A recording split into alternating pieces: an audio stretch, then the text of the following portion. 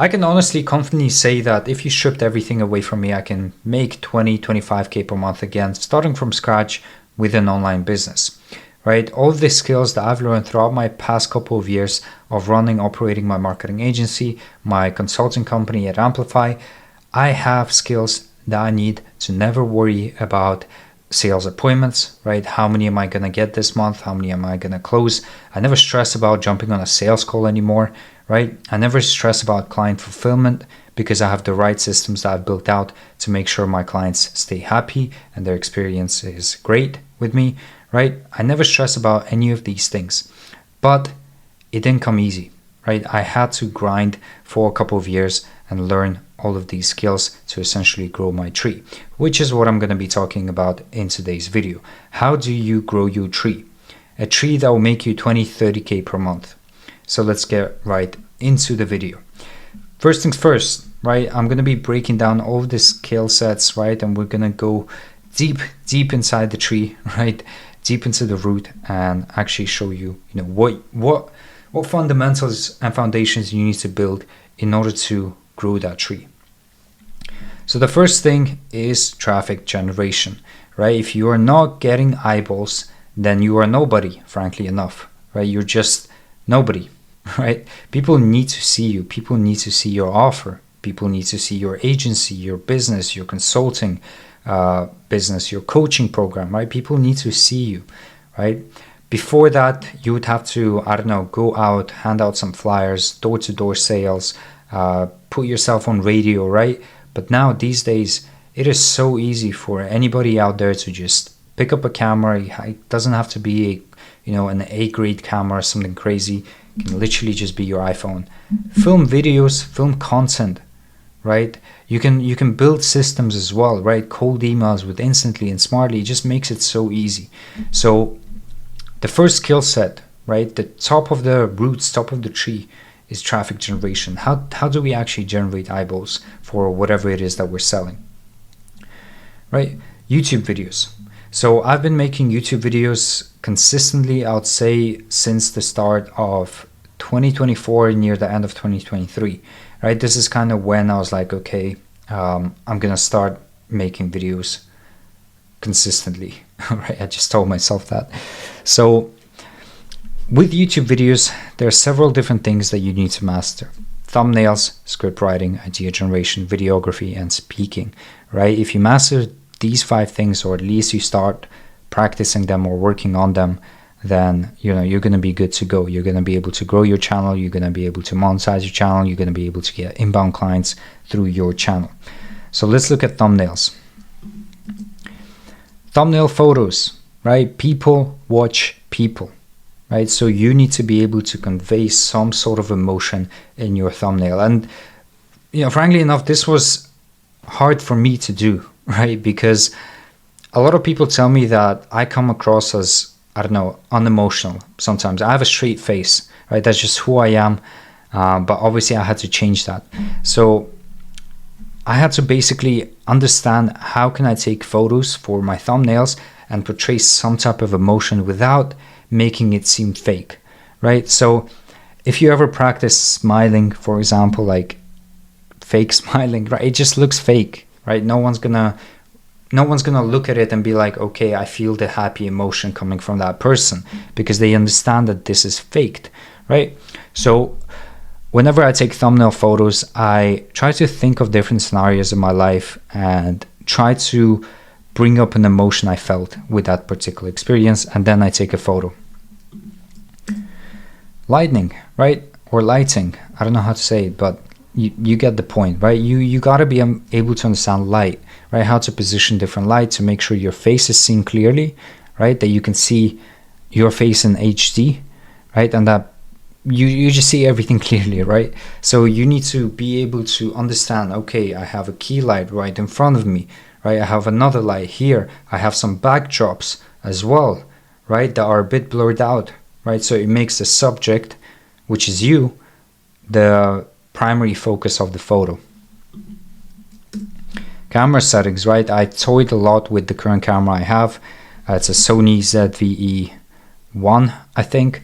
But yeah, before Before I knew camera settings, I would just click record and, you know, the quality would always be bad, and I would always wonder why it's so bad. But it turns out that I just did not set up my camera properly. So camera settings, right? Design and drawing. You got to be able to draw your thumbnails before you create them, right? I have a notebook just for my thumbnails that I just draw and plan on. Using Photoshop or Canva, I personally use Canva, right? You can use Photoshop, whatever you feel like works best for you. Ideation, right? So coming up with ideas, what you can do for thumbnails is look at your niche and then also look at other niches and see what elements they're including in their thumbnail, like what ideas are they trying to portray in their thumbnails, and then kind of reverse engineer that into your topic, into your brand or your personal brand. Human psychology, right? Super important, because you need to understand what makes people curious. You need to understand what makes people click, right? With your packaging, your thumbnail, your title, you're essentially selling the click, right? You need to get people curious enough to click, right? If people are not curious, they're never going to click.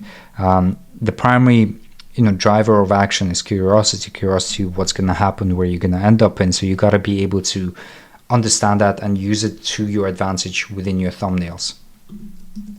Script writing, you need to understand how to write copy, right? And copywriting, it's something you can teach and it's something you can learn, but honestly, in my opinion, I think it comes with practice and understanding your ICP. If you understand your ICP, your client profile, right, and then you just write a lot, right? Write YouTube videos, write emails, write whatever it is you want to write. It just comes naturally with practice over time. I feel like you can learn fundamentals of copywriting, but you can't just learn copywriting. You need to actually write copy to get better. Open loops, right? This is a concept I learned that basically tries to, you know, make sure your audiences are watching your videos for as long as possible. So you open a loop, open an idea, open a curiosity gap, right? And then you close that loop, and then you open another loop, and you keep doing that throughout your video until, you know, the viewer stays till the end. Hooks and CTA, right? How do you write hooks? How do you write call to actions? You need to understand that if you want people actually watching your videos, you need to hook them into why they should watch the video. What are they going to get out of watching this video, right? And then also call to action. Reason why you're watching this video is because you want to understand the different skill sets that I learned, right? That again, if you strip everything away from me, I'll be able to make 20, 25, up to 30K a month easily with any online business. Knowing your audience, right? You need to understand who you're talking to, right? There's no point in trying to talk to everybody out there, because then if you're talking to everybody, you're not going to resonate with anyone, right? So you need to understand that one individual, right, that you're talking to. For example, right now, I may be speaking to my camera, but behind the camera, I'm actually imagining someone's just, I don't know, fucking standing there, right? Because I just want to speak to my, you know, ideal audience, right? I don't want to target everyone. These videos are not going to resonate with everybody, right? But if it resonates with you, then you are my ideal audience, right? Market research, right? You got to know how to conduct market research to better understand your audience, and learning your speaking style, right? You're going to go through a lot of layers when you film videos, right? For example, when I first started filming my first ever video, I was very quiet. I was very, I don't know, just quiet, very inside myself, and just not really expressing myself, right? But then over time, as you create your videos, you're gonna find your speaking style, right? Idea generation, right? Finding winning concepts, how to do that. Human psychology, again, is a very important aspect of idea generation. Knowing market trends, right? What are your competitors doing? What is the market doing? Where are they shifting to, right? What's the market trend right now? Knowing what viewers watch, right? What do your viewers watch, right? I know what you guys watch, right? I know everything about you. I know what you watch, what you do, right? I'm joking, but you got to understand what your viewers watch, right? Because if you understand what your viewers watch, you're going to be able to make videos that are going to be suggested to what they watch. And also brainstorming, right? You gotta learn how to just sit down and brainstorm, right? Just sit down, don't do anything, and just brainstorm, just think, right? videography, right? How to use a camera, best camera settings, right? For talking head videos, if you're gonna make talking head videos, angles, right? Different angles, right? Right now I just have one camera. I am planning on getting another camera just to have a different angle point of view as well to make the videos more engaging. But you gotta understand angles, right? You gotta play around with different angles. This angle right now that I'm using is the best angle, right, I could find for myself that works for me. Lighting, right, or lightning, I don't know how to say it. How to shoot videos, right, for easier post-production process, right? You gotta, like, if you are reading a scripted video, right, I don't really script my videos, kind of say what I want to say, but if you are scripting your videos, you gotta break it down into different sentences. Say that sentence, pause, and then move on, right? Because post-production is just gonna make it easier to just edit those videos, right? So for example, if I say, the weather is great, I'm gonna pause because post-production is gonna make the video flow nicely. Speaking, tonality, right? Super, super important, right? If you're speaking in monotone language just like this, then no one's gonna watch your videos, right? It's just gonna be same boring stuff.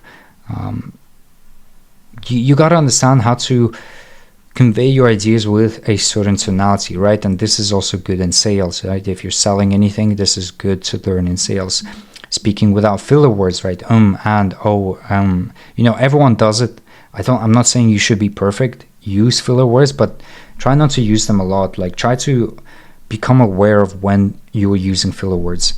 Finding your true voice, not your camera voice. Everyone has a camera voice, and at first it will be annoying, right? Because you're gonna keep your camera voice all the time, because we're not, you know, as humans, we're not used to speaking to a camera. But once you do it enough times, you're gonna be able to find your true voice. Articulation, right? Articulating ideas properly. Like, how do you actually do that, right? How do you get an idea across to someone else who has no clue about what idea you're trying to articulate, right? And speaking in your view's language, right? If I'm targeting older audiences, I wouldn't be speaking like I'm speaking right now, right? If I'm targeting someone who's like 50 years old, I'm going to be speaking more of a formal language, more of a calm language, right? But since that is not my target audience, I'm not going to be speaking like that, right? I want to speak like I speak, and I want to speak to my target. So this is YouTube videos, right? YouTube is amazing, right? You should start a YouTube channel. Cold emails, right? Cold emails, I can say, has probably contributed to 90% of my success, right? 90% of why I'm able to get sales appointments on demand, clients on demand, right? And never worry about whether my offer is going to sell or not, because I have cold emails consistently generating appointments for me, right? I just let them run. You know, I've got an AI automated reply system that just replies to people, books them in, and I just show up to the appointment. That's it. That's all I have to do. Now, in order to be able to get good at cold emails, you need to understand market research, right? Again, you have to understand who it is you're going after. What industry are you targeting for you to then be able to write copy that resonates with them. Industry insights, right? You got to understand industry jargon. You got to understand industry keywords. You got to understand what's going on in that industry that you can mention in your email copy. Competitors' offers. What are your competitors currently doing? The best way to do this is by going onto the ads library, right? Searching up your service, your marketing agency, right? And seeing what other competitors are currently advertising.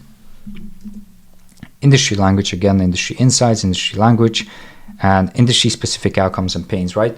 For example, when people create offers, the biggest mistake they make is, home improvement businesses, we will guarantee you 150 appointments in 30 days. And the home improvement business owner is going to sit there like, damn, I don't even want 150 appointments, right? I'm packed, right? All I want is less appointments, but more quality appointments, more higher value appointments, right? I don't want 150 appointments. I don't want to flood myself with that. Right, so you got to understand them, right? What do they truly want? Don't assume what they want, but truly understand what they want. Email copies. You got to understand how to interrupt patterns, right? Because the cold email space is very, very saturated. Everyone's sending cold emails. So you got to understand how to interrupt patterns, right? How to get people curious. It has to be short and direct. How can you explain the value of what you do or explain your offer in the shortest amount of time possible? copywriting, right? Human psychology again. And you have to write your email copies as an easy yes or no answer, right? If your prospects have to think about anything else but saying yes or no, then rewrite your email copy, right? Understanding sending platforms, right? How Outlook works, how Google works, right? How ESP spam filters work, right? So you don't land into spam. How to overcome deliverability issues, right? So last year I had a major deliverability crisis with all my Google accounts. I had like 250 Google accounts, right? And overnight, literally overnight, they just dropped, right? I went from doing like a 4%, 5% reply rate to a sub 1% reply rate. And it was very stressful for me, right? So you got to understand how to overcome deliverability issues. Otherwise, you're just going to quit when the next deliverability issue is going to happen. Inbox placement test, right? What inbox placement test is basically testing your inboxes with like email cart, right? If you guys want to do inbox placement test, I suggest email cart. Cody, the founder, he's a really, really great guy. Go and check him out, email cart, right? I'm not affiliated. I'm just telling you what I use. Domain checks, right? How to check your domains if they're on blacklist or not. Again, email cart does that for you as well. Lead list building, right? Segmenting your audiences. Instead of targeting a broad list, how do you segment them, right? Based on job titles, based on employee counts, based on revenues, based on technologies. Industry keywords, verifying leads, organizing lead lists, technical knowledge on sourcing these leads, right? You got to learn these skills here when it comes to lead list building. Campaign testing, right? You got to understand testing methods, because you have to understand, if I'm putting 5 different, let's say, offers, right? How do I actually test them? How do I find a winning offer, right? How to iterate, right? How to iterate. Let's say you put 5 offers, you test them. Now what? Like, what do you do next? You got to understand that, because it's needed for improvement, right? If you don't understand how to test and iterate, you're never gonna improve. How to scale. Once you found a winner, look at your data and understand, okay, what can I do now to scale? For example, I have campaigns running right now, and I'm sending about around 1,000, 1,500 emails a day. I want to scale it to 5K emails per day, right? So now I have 2 options. I either increase how many emails I send per account, right, with my current accounts, or I just buy more accounts, right? So I got these 2 options, and I want to figure out the best way to do it. So yeah, how to scale, how to come up with hypotheses, right, to test, how to run valid tests, right? What makes a test valid, you gotta understand that, because if you run a test and let's say you change the thing in 2 days, that's not a valid test, because you gotta let the test run for like at least a week or 2 weeks. Response management, right? How do you respond effectively, right? Currently, I have around a 30-40% positive response to appointment booking rate. So for all my positive responses, let's say I have 10 positive responses, I'll book 4 calls from those 10 positive responses, because of my response templates, because I know how to write these responses to get the appointment. VA trainings, right? Using AI, right? So learn these things. Take a screenshot right now and learn these things, right, about cold emails. Next step, conversion mechanism. Once we are getting eyeballs, right, from at least 2 sources, how do we convert, right? Because we're not doing this just for the fun of it, right? We are doing this because we want to make money, right? So how do we actually convert those eyeballs? Appointment settings, right? Lead magnets and conversation flows. Right, lead magnets, knowing what your market will otherwise pay for and giving it to them for free, right? This is a powerful thing to think about when you're creating lead magnets, right? What will your market pay for that otherwise you can give them for free? How to write these lead magnets, where to write them, right? How to format them, the call to actions you want to have in those lead magnets, incentives to book a call with you, right? Or to start a conversation with you. Conversation flows, right?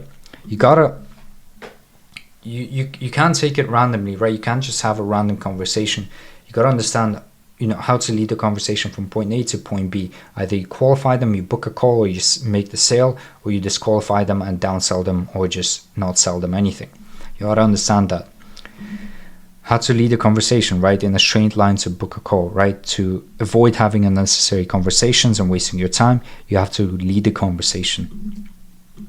How to book calls, yes, it is a skill itself, right? A lot of people don't know how to actually book calls in conversations, so you got to learn how to like subtly ask for a call. Instead of saying, hey, let's book a call so I can sell you something. Instead, hey, listen, I have like 20 minutes tomorrow to go over your offer and, kind of see how we can build a roadmap for you. Are you free? Right? That's how you subtly ask to book a call. And how to qualify or disqualify the lead, right? You got to understand how to qualify your leads and what qualified lead means to you, and you got to understand how to disqualify the lead as well.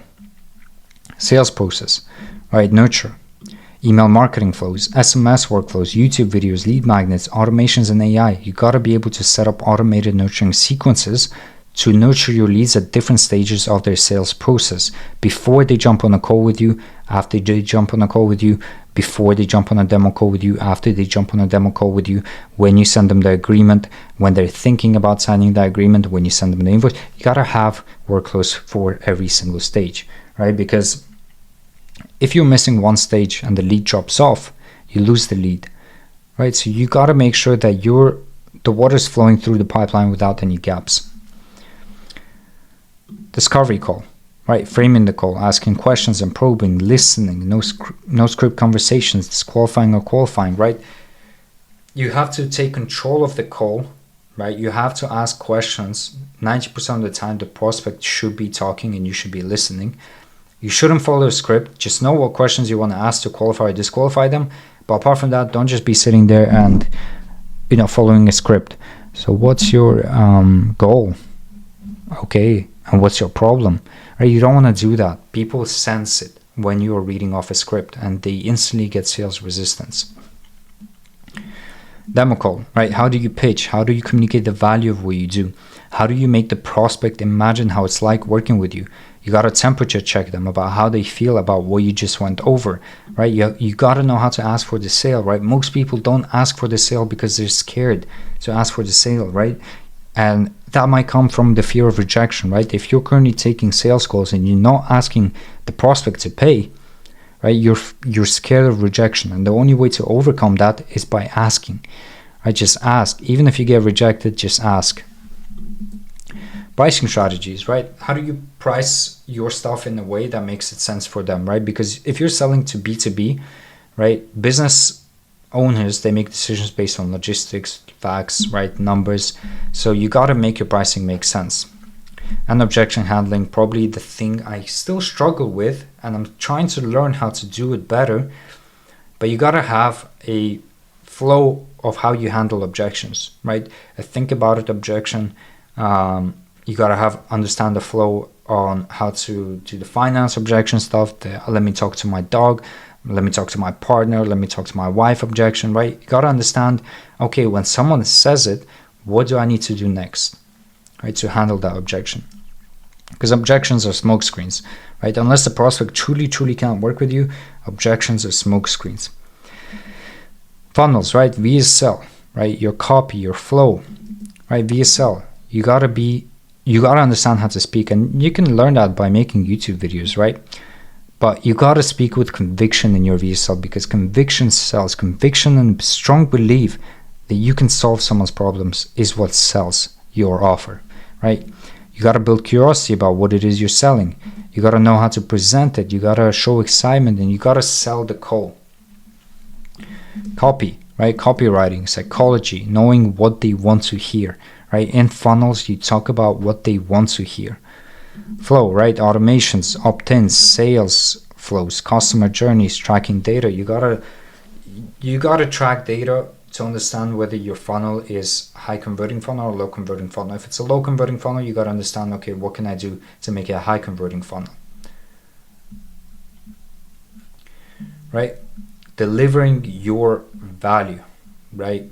Onboarding, you gotta understand how to set expectations. Now, my belief is that there's no one sucks at service delivery. You just suck at setting expectations, right? I used to do that. Don't get me wrong. I used to say, yeah, we will, for example, make you $1 billion in 30 days. And then in 30 days, we made them like million, right? Obviously, they're going to judge me based on what I said to them, what I promised to them. Like I said, $1 billion right?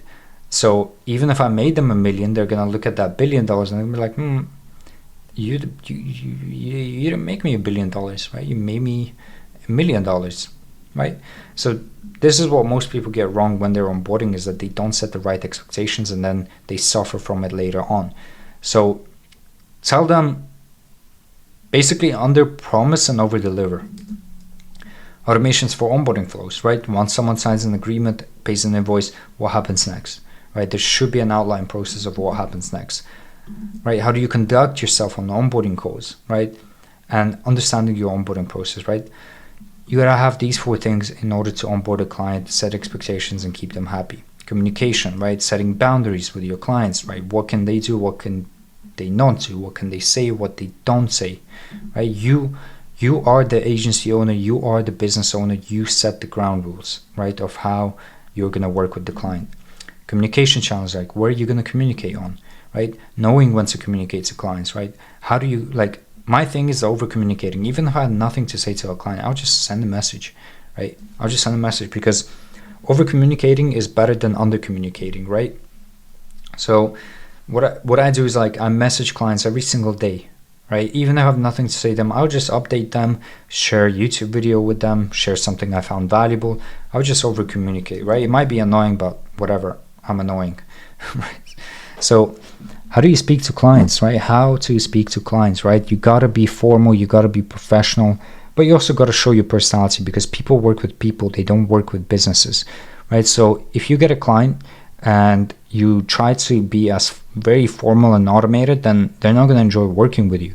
So build relationships with them, right? Speak to them as if they're human as well. Reporting, right? How do you actually report to your clients? When do you report to your clients? And what tools you can use to report to your clients. Generating leads, right, for your clients, how to run ads, how to set up systems, acquisition systems, right?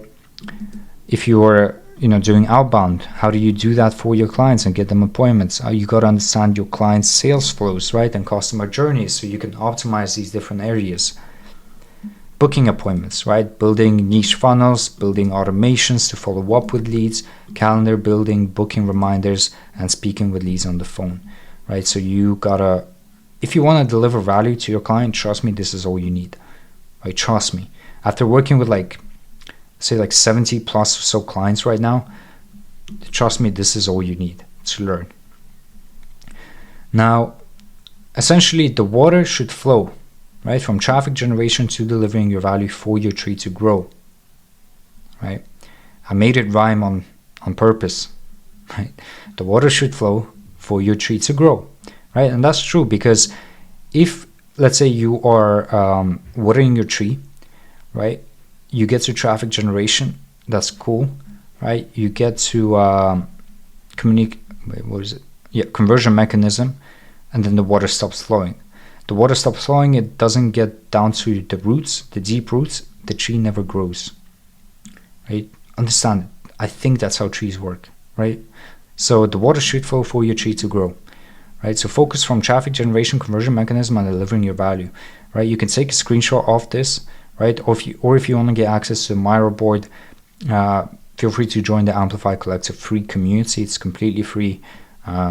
Just use the link Amplify Collective below this video.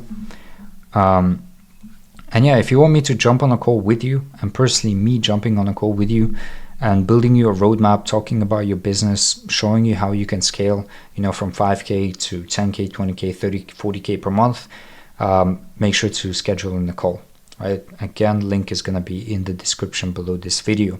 If you have any questions about anything I talked about, make sure to comment them. I answer to all of my comments. If you found value in this, make sure to leave a like. But apart from that, I'll see you guys on the next video.